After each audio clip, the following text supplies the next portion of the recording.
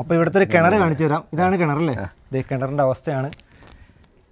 ഈ ഒരു കളറല്ലേ ഫുള്ളായിട്ട് ഇങ്ങനെ ഇടുക. അപ്പോൾ ഇത് ഇറക്കുവാണേ, ഈ കിണറ്റിലോട്ട് നമ്മൾ ഇറക്കി വിടുവാണ്. ദേ അടുത്ത ദിവസമായി, പിറ്റേ ദിവസം നമ്മൾ വന്നതാണ്. 24 മണിക്കൂർ അയാൾ എന്താണ് മാറ്റമെന്ന് അവരെ കാണിച്ചു കൊടുത്താലേ, എന്നിട്ട് പറയാം. ദേ ഇങ്ങോട്ട് നോക്കൂ, ഈ കിണർ കണ്ടില്ല. ഒരുപാട് പേര് ചോദിക്കാറുണ്ട്. നമ്മുടെ ഇപ്പോൾ ഇത് കടൽക്കൊക്കെയാണ്, നമ്മൾ കടലിൽ നിന്ന് കൊണ്ടുവന്ന കക്കയാണ് നമ്മൾ പൊടിച്ച് പ്രോഡക്റ്റ് ആയിട്ട് കൊടുക്കുന്നത്. അപ്പോൾ ഒരുപാട് പേര് ചോദിക്കും, നമ്മുടെ ഈ കായലിലെ കക്ക ഇട്ടാൽ പോരെ, എന്താണ് കടലിൽ ഇടുന്നതെന്ന് ചോദിക്കാറുണ്ട്. അതിനുള്ളൊരു ഉത്തരം എന്താണ്? നമ്മൾ എൻ്റെ നാട്ടിൽ തന്നെയാണ്. ചേട്ടാ നമസ്കാരം. ഇത് അജയ്, നമ്മുടെ നാട്ടിലുള്ള ഒരു ചേട്ടനാണ്. ഇതാരുടെ വീടാണ് സത്യത്തിൽ? ഇതെൻ്റെ കൊച്ചിൻ്റെ വീടാണ്. അപ്പോൾ ഇവിടുത്തെ ഒരു കിണർ കാണിച്ചു തരാം. ഇതാണ് കിണറല്ലേ? ഇതേ കിണറിൻ്റെ അവസ്ഥയാണ്. ഈ ഒരു കളറല്ലേ എന്ന് പറഞ്ഞു കഴിഞ്ഞാൽ ഇങ്ങനെ ഒരു ഇരുമ്പിന്റെ അംശം കൂടുതലുള്ള മഞ്ഞളിപ്പ് പോലെ, മഞ്ഞളിപ്പ് നമ്മൾ ഇപ്പൊ ഉപയോഗിച്ച് കഴിഞ്ഞാൽ വാഷ് ബേസിനൊക്കെ ഇങ്ങനെ കറ പിടിച്ച പോലെ, ബാത്റൂം വൈറ്റ് ബാത്റൂം കളർ പിടിച്ച് ഭയങ്കരമായിട്ട് പിന്നെ ഭയങ്കര സ്മെല്ലും ചൊവയൊക്കെ ഉണ്ട്. ഇത്രയും വെള്ളം മുറ്റത്തുണ്ടായിട്ട് ഇത് ഉപയോഗിക്കാൻ പറ്റാത്തൊരവസ്ഥ എന്ന് പറയുന്നത് അതാണ്. അത്രയും വെള്ളത്തിന് ഇപ്പം ഞങ്ങൾ ഇപ്പം ഇന്നലെ ഞങ്ങൾക്ക് അത്യാവശ്യം ഉണ്ടായിരുന്നതുകൊണ്ട് നമുക്ക് 2000 രൂപക്ക് വെള്ളം അടിച്ച് കാശിന് മേടിക്കുമായിരുന്നു. അപ്പോൾ അത്രയും ബുദ്ധിമുട്ടുണ്ട്. അപ്പോൾ അത് ഒരു കണ്ടു കഴിഞ്ഞപ്പോഴാണ് ഞാൻ പ്രജിൻ്റെ വീഡിയോ കണ്ടല്ലേ. നമുക്കപ്പോൾ ഇത് ഇട്ടാലോ? ഇത് ഇടുന്നതിന് മുമ്പ് ഇതെങ്ങനെ ഇതിപ്പോൾ നമ്മൾ യൂസ് ചെയ്യണമെന്നും കൂടെ ഒന്ന് യൂസ് ചെയ്യണം കാണിച്ചാൽ. ഇപ്പം നമ്മൾ തുറക്കുക, ഇതൊരു സിബ് ഉണ്ട്. ഈ പാക്കറ്റ് തുറന്നിട്ട് നമ്മൾ 2 പിടി എടുക്കുക. 2 പിടി ഇങ്ങനെ എടുത്തിട്ട് ഫുള്ളായിട്ട് ഇങ്ങനെ ഇടുക. ഇങ്ങനെ ഇട്ട് ഒരു പിടിയും കൂടി എടുക്കുക. നമുക്ക് കൈ കൊണ്ട് എടുക്കാം, യാതൊരുവിധ കെമിക്കൽ ഒന്നുമില്ല. ഇങ്ങനെ 2 ഇതിട്ട് ഇതിന് ശേഷം നമ്മൾ ചെയ്യേണ്ടത് സിബ് എടുക്കുക. അപ്പോൾ ഇത് എല്ലാവർക്കും ഒരു ഡൗട്ട് ഉണ്ടാവും, ഇത് എങ്ങനെ കെട്ടണമെന്നത്. ഈ രീതിക്ക് കെട്ടിയാൽ മതി. ഇതിൻ്റെ സപ്പോർട്ട്, ഈ പലകയിൽ ഇങ്ങനെ സപ്പോർട്ട് ചെയ്തിട്ട് മേളിൽ ഇത് ഇങ്ങനെ കെട്ടിയാൽ മതി. അപ്പോൾ ഇത് എത്ര നാൾ വേണം നിന്നോളൂ. അപ്പോൾ ഇത് ഇറക്കുവാണേ, ഈ കിണറ്റിലോട്ട് നമ്മൾ ഇറക്കി വിടുവാണ്. ഇവിടെ എപ്പോഴും വെള്ളം എന്തോരം ഉണ്ടാവും? ഈ ഒരു ലെവലിൽ വെള്ളം എന്താണെങ്കിലും ഉണ്ടാവും. നമ്മൾ താത്തുവാണ്. ആഴം ഉണ്ടല്ലേ? അപ്പോൾ അതേ ഒരു ഏകദേശം ഒരു 3/4 ഭാഗത്ത് നമ്മൾ എത്തിച്ചിട്ടുണ്ട്. എന്നിട്ട് ഇവിടെ അതേ സൈഡിൽ എവിടെയെങ്കിലും ഇതുപോലെ കെട്ടിയാൽ മതി. അപ്പോൾ അതേ ബാബു ചേട്ടൻ നമ്മളെ സഹായിക്കാൻ വന്നിട്ടുണ്ട്, ഇവിടെ കെട്ടിയിട്ടുണ്ട്. ചേട്ടാ അപ്പോൾ എന്തായാലും നമ്മൾ ഇട്ടിട്ടുണ്ട്. ഒരു 7 ദിവസം കഴിഞ്ഞ് നമുക്കൊന്ന് നോക്കാം. ഞങ്ങൾ വിശ്വസിക്കണം. ഓക്കെ, അപ്പോൾ നമുക്ക് നോക്കാം. അടുത്ത ദിവസമായി, പിറ്റേ ദിവസം നമ്മൾ വന്നതാണ്. ചേട്ടാ ഒറ്റ ദിവസം നമ്മൾ ഇന്നലെ ഇട്ട് 24 മണിക്കൂർ അയാൾ എന്താണ് മാറ്റമെന്ന് അവരെ കാണിച്ചു കൊടുത്താലേ, എന്നിട്ട് പറയാം. ഇങ്ങോട്ട് നോക്കൂ, ഈ കിണർ കണ്ടില്ല. നമുക്ക് രണ്ടാമത്തെ റിങ് കാണാൻ പറ്റും. ഈ ഇത്രയും ഇത് നമ്മൾ ഇത്രയും കലങ്ങി കിടന്ന ഒരു സംഭവത്തിൽ ഇത്രയും തെളിഞ്ഞു ഒറ്റ ദിവസം കൊണ്ട്.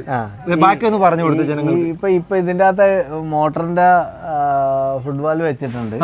ആ ഫുഡ് വാല്യൂ നമുക്ക് കാണാൻ പറ്റും. നമ്മൾ നേരിട്ട് നോക്കിയാൽ കാണാം, അടിയിൽ കാണാൻ പറ്റും. അത്രയും ഇതിൽ അത് ക്ലിയർ ആയിട്ടുണ്ട് ഒറ്റ ദിവസം കൊണ്ട്. അപ്പോൾ നമ്മൾ ഇന്നലെ ഇട്ട സംഭവം ഒന്ന് പൊക്കി കാണിച്ചു തരാം. അത് ഇവിടെ തന്നെ ഉണ്ട്. ഇതാണ് കേട്ടോ, അതിങ്ങനെ പൊക്കി എടുക്കാം നമുക്ക്. അത് ഒരു ദിവസം ആയുള്ളൂ കേട്ടോ. അത് വെള്ളത്തിനടിയിൽ തന്നെ ഉണ്ട്. ഇനി നമുക്ക് വീണ്ടും താത്തിയിട്ടേക്കാം.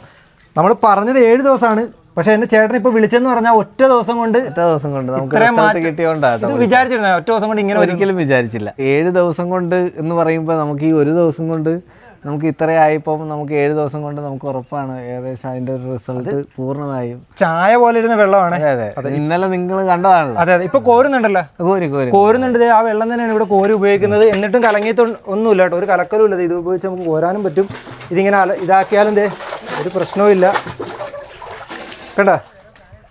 ഇപ്പോഴത്തെ വെള്ളം നോക്കിയേ, ഇതിൽ കാണുമ്പോൾ നമുക്ക് അറിയാൻ പറ്റും. 24 മണിക്കൂർ കൊണ്ടുള്ള മാറ്റമാണ് വന്നിരിക്കുന്നത്. സന്തോഷേട്ടാ, അപ്പോൾ സന്തോഷേട്ടൻ അടൂരിൽ നിന്ന് വിളിച്ചെന്ന് പറഞ്ഞാൽ ഈ ഒരു മാറ്റം കാണിക്കാനായിട്ടാണ്. ഇദ്ദേഹം എന്നെ വിളിച്ചു പറഞ്ഞു, അപ്പം തന്നെ വിളിച്ചാണ്. ഈ നാട്ടിലുള്ള ആൾക്കാർ പറഞ്ഞെന്താണെന്നറിയോ, നിങ്ങൾ ഈ കിണറ്റിലെ വെള്ളം തെളിയിച്ച് തന്നാൽ എല്ലാവരും ഉപയോഗിക്കും. കാരണം ഈ നാടിന്റെ പ്രത്യേകത എന്ന് പറഞ്ഞാൽ അത്യാവശ്യം ഇവിടെ എല്ലാം വയലുകളാണ്. ഇവിടെ ഇതുണ്ട് സന്തോഷേട്ടാ, പുഴയുണ്ട് തൊട്ടടുത്ത്, എല്ലാം ഉണ്ട്. കലക്കവെള്ളം കൂടുതലായിട്ടുള്ളത്. ആ കലക്കവെള്ളം തെളിഞ്ഞു കഴിഞ്ഞാൽ കൃത്യമായിട്ട് ഈ നാട്ടുകാർ മൊത്തം ഉപയോഗിക്കുമെന്ന് പറഞ്ഞു. അതുകൊണ്ടാണ് ഞാൻ അടൂരിൽ നിന്ന് വന്നേ. എത്ര മണിക്കൂർ? 24 മണിക്കൂർ. ഇന്നലെ ഇട്ടേളൂ, നമ്മൾ 7 ദിവസമാണ് പറയുന്നത്, പക്ഷെ 24 മണിക്കൂർ കൊണ്ട് ഇത്രയും റിസൾട്ട് മാറ്റം ഉണ്ടായത്.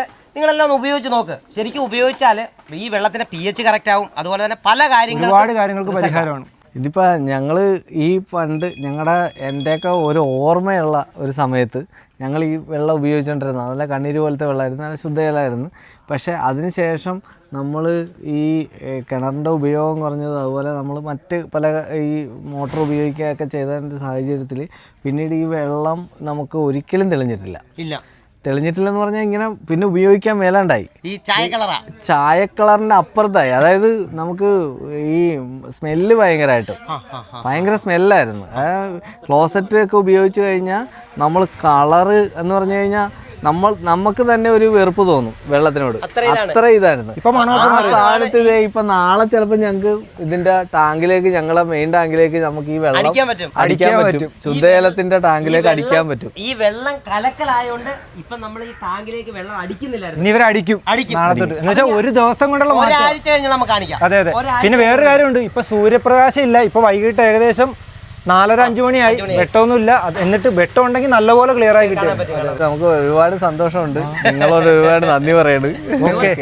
കേരളത്തിലുള്ള എല്ലാ കിണറും മാക്സിമം ക്ലിയർ ആക്കാനുള്ള ശ്രമത്തിലാണ്. വളരെ നല്ല കാര്യമാട്ടോ നിങ്ങൾ ഏറ്റെടുത്ത ഒരു ദൗത്യം. നമ്മൾ വളരെ സ്വീകരിക്കണം. ജനങ്ങളെല്ലാവരും അങ്ങനെ ആവട്ടെ. ഞങ്ങളെ ഒരു സത്യമായിട്ട് ഒരു ഇതാണ് നമ്മൾ റിസൾട്ട് കിട്ടിയത്. ഒറ്റ ദിവസം കൊണ്ട് ഇത്രയും കിട്ടിയപ്പോൾ നമുക്ക് സന്തോഷമായി.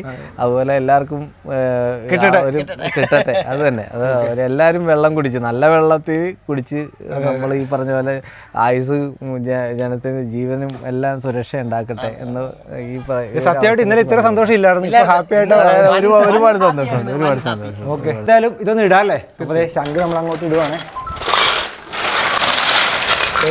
ഇതാണ് നമ്മുടെ വെള്ള ശംഖ് കേട്ടോ. ഇനിയുള്ളത് കക്കയാണ്. ഇതേ കക്ക. പിന്നെ ഇത് കടലിലെ മറ്റ് സംഭവങ്ങളാണ്. ബ്രോ നമസ്കാരം. നമസ്കാരം. ഇത് ആൽബിനാണ്.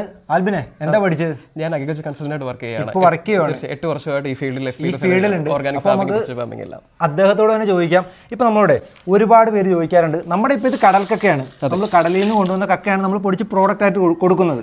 അപ്പോൾ ഒരുപാട് പേര് ചോദിക്കും, നമ്മുടെ ഈ കായലിലെ കക്ക ഇട്ടാൽ പോരെ, എന്താണ് കടലിൽ ഇടുന്നതെന്ന് ചോദിക്കാറുണ്ട്. അതിനുള്ള ഒരു ഉത്തരം എന്താണ്? പ്രധാനമായിട്ടും കായലിലുള്ള ഒരു ജീവവർഗം വളരെ കുറവാണ്. ഇനങ്ങൾ, കക്കകൾ വളരെ ഇനങ്ങൾ കുറവാണ്. എന്ന് വെച്ചാൽ ഇത് കണ്ടേ, ഇത് ഒരു കൈ കോരുമ്പോ തന്നെ എത്ര ഇനങ്ങളാണ് ശ്രദ്ധിച്ചത്. അതെ അതെ അതെ. സമുദ്രം അങ്ങനെയാണ്, വളരെ വിശാലമായ ഒരു സസ്യ ആവാസ വ്യവസ്ഥയാണ്. എന്നാൽ കായൽ വളരെ ലിമിറ്റഡ് ആയ ഒരു ഏരിയയിലുള്ള ഇനങ്ങൾ വളരെ കുറവായിരിക്കും. അതുകൊണ്ടാണ് നമ്മൾ പ്രധാനമായിട്ടും കടലിൽ തന്നെ യൂസ് ചെയ്യണമെന്ന് പറയുന്നത്.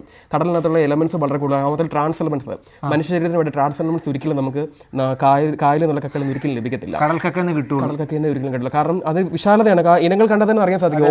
ഓരോ ശംഖുകൾക്കും, ഓരോ കക്കകളിലും, ഓയിസ്റ്ററുകളിലും പലതരം എലമെന്റ്സ് അടങ്ങിയിട്ടുള്ളത്. അതൊരിക്കലും എക്സൽ, അതിന് ഓരോന്നിനും ഓരോ ധർമ്മമാണ് കൊടുത്തിരുന്നത്, എലമെന്റ്സുകളാണ് കൊടുത്തിരുന്നത്. അതൊരിക്കലും നമുക്ക് കായലിൽ നിന്ന് ലഭിക്കത്തില്ല.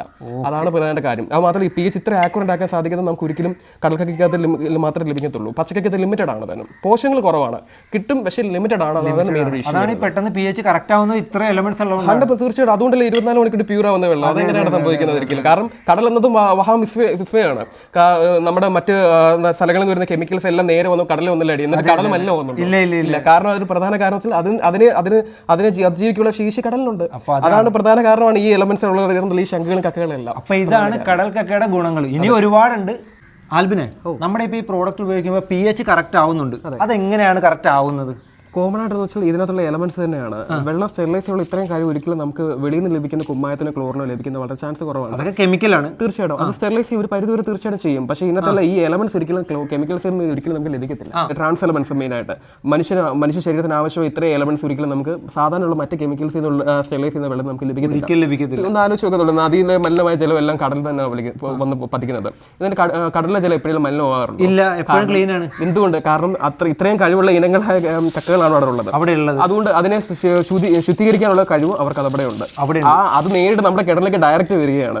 അപ്പോൾ എന്തായിരിക്കും സംഭവിക്കുക? അതുകൊണ്ടല്ലേ 24 മണിക്കൂർ എങ്ങനെയാണ് ഇങ്ങനെ അത്ഭുതം സംഭവിക്കുന്നത്? സാധാരണ മറ്റ് കാര്യങ്ങൾ സ്റ്റെറിലൈസ് ചെയ്യുന്ന വെള്ളത്തിൽ മറ്റെന്തെങ്കിലും ഉപയോഗിച്ചാൽ 24 മണിക്കൂർ എങ്ങനെ ആവുന്ന കണ്ടിട്ടുണ്ടോ? സംഭവിക്കില്ല. ഇത് നാച്ചുറലാണ്. കാരണം കോടിക്കണക്കിന് വർഷങ്ങളോളം കടലിൽ കിടന്ന സസ്യജന്യ ഇനങ്ങളാണ് ഇതെല്ലാം. ഇവർക്ക് ഏതൊരു ആവാസവും ജീവിക്കാനുള്ള ശക്തി ഇവർക്കുണ്ട്. അതുകൊണ്ട് ഇവരുടെ ഒരു ആവാസവും നിർമ്മിക്കാൻ സാധിക്കും. ഇതിനെക്കുറിച്ച് ഇപ്പോഴും ഒരുപാട് പഠനങ്ങൾ നടത്തുന്നു. ഇപ്പോഴും മനുഷ്യന് കണ്ടെത്താത്ത ഒത്തിരി എലിമെന്റ്സ് ഇപ്പോഴും ഉണ്ട്. അപ്പൊ അതാണ് പറഞ്ഞ pH കറക്റ്റ് ആവുന്നത്. പിന്നെ എല്ലാവർക്കും ഉള്ള സംശയമാണ് ഈ കോളിഫ്ലോം ബാക്ടീരിയ ഇല്ലേ, അതെങ്ങനെ നശിക്കും എന്നുള്ളത്. കോമൺ അതിനൊരു ആസിഡിക് ലെവലുണ്ട്. വെള്ളം കൂടുതൽ ആസിഡിക് ആയാൽ മാത്രമേ ഇവർക്ക് ജീവിക്കാൻ സാധിക്കുള്ളൂ. പക്ഷേ അതിനുള്ള സാഹചര്യം ഇവർ ഒരുക്കുന്നില്ല.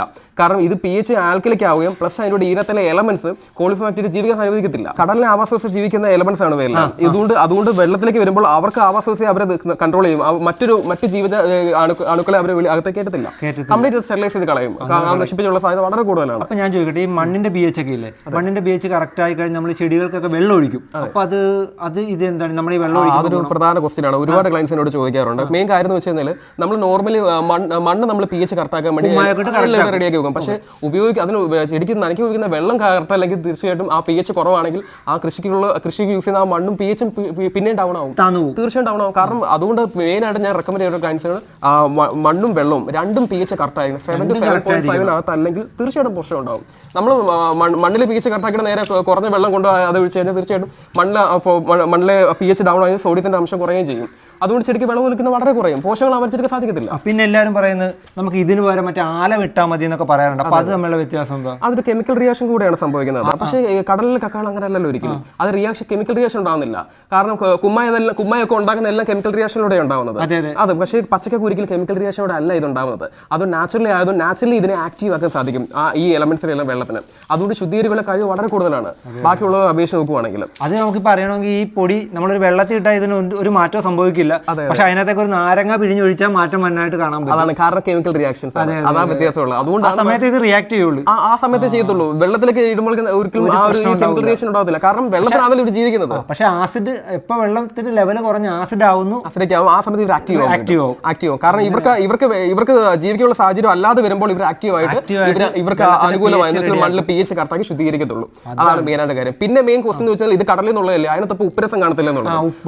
മനുഷ്യശരീരത്തിന്റെ ബോഡി ബ്ലഡിനും കൃഷിക്കും വെള്ളത്തിനും എല്ലാം സോഡിയം വളരെ അനിവാര്യമാണ്. സോഡിയം ഇല്ലാത്തപ്പോൾ അല്ലേ നമ്മള് മയങ്ങി വീഴുന്നത്. സോഡിയം അല്ലേ ആശുപത്രി നമുക്ക് തരുന്നത്.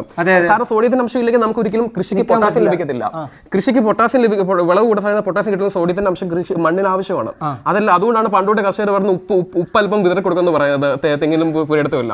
പിന്നെ പ്ലസ് ഒരു കാര്യം വെച്ചാൽ സോഡിയത്തിന്റെ അംശം കുറവുകൊണ്ടാണ് നമ്മളിവിടെ ഈ ആഫ്രിക്കൻ വെച്ചിട്ട് ആക്രമണം ഉണ്ടാകുന്നത്. കാരണം മെയിനായിട്ട് ഉപ്പിന്റെ അംശം കുറവുണ്ട്. ഉപ്പാണ് ഇടുന്നത്. എന്തുകൊണ്ടാണ്? അതാണ്. അപ്പോൾ ഈ പച്ചക്കൊക്കെ പൊടി യൂസ് ചെയ്യണം, ഇതിനകത്തുള്ള ഈ ഉപ്പിന്റെ അംശം അതിനെ നശിപ്പിക്കാൻ സാധിക്കും. അതുകൊണ്ട് തീർച്ചയായിട്ടും ഈ വെള്ളം യൂസ് ചെയ്യുമ്പോൾ തീർച്ചയായിട്ടും ആ മണ്ണ് ഒരുപാട് പോഷകങ്ങൾ കിട്ടാനുള്ള ചാൻസ് വളരെ കൂടുതലാണ് നമ്മുടെ ശരീരത്തിനോടൊപ്പം തന്നെ. ഇത്രയും ഗുണങ്ങളാണ് ഈ ഒരു കടലിലെ പച്ചക്കൊക്കെ പൊടിക്കും ശംഖുപൊടിക്കൊക്കെ ഉള്ളത്. ധൈര്യമായിട്ട് ഉപയോഗിക്കാം തീർച്ചയായിട്ടും. പിന്നെ നമ്മുടെ ഈ ഗംഗ ശംഖു പൗഡർ എന്ന് പറഞ്ഞ ഈ ഒരു പ്രോഡക്റ്റിന്റെ ഡീലർഷിപ്പ് ആവശ്യമുള്ളവർ ഈ കാണുന്ന നമ്പറിൽ കോൺടാക്ട് ചെയ്താൽ മതി കേട്ടോ.